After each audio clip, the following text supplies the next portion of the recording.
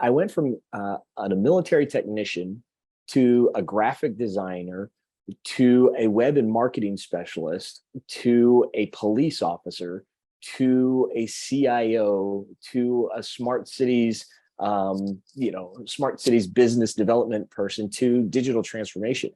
And again, you look across it and like, what is the common thread? And I started taking a look a few years back. I started looking at my own career, and I realized that the common thread was me.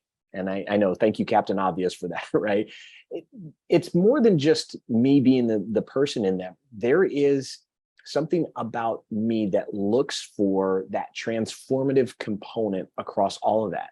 I remember the first time that I got into graphic design, I was like, oh my gosh, this was at a time when we were moving from hand-drawn stuff to computer and really allowing the computer to do things.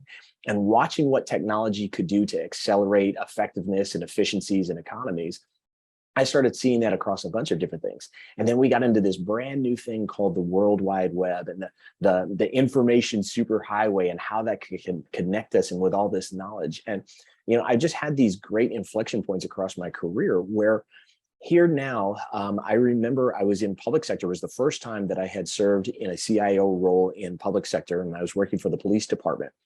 And Adobe, of all companies, Adobe made the change to software as a service, right? It used to be you could buy this annual, or this perpetual license of this thing and keep it forever and be eons beyond the current version and so forth.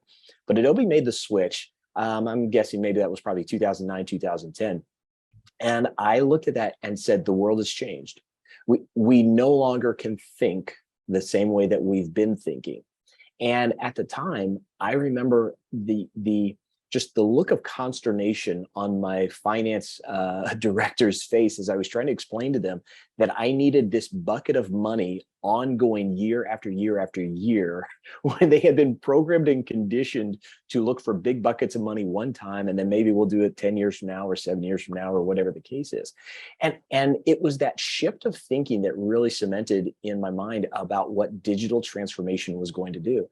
And I knew in that instance that public sector, meaning government in particular, public sector was going to have to completely reinvent itself in order to match what this growing trends were going to be. And I think, honestly, Ethan, I think that's what digital transformation means to me, is this notion of constant evolution.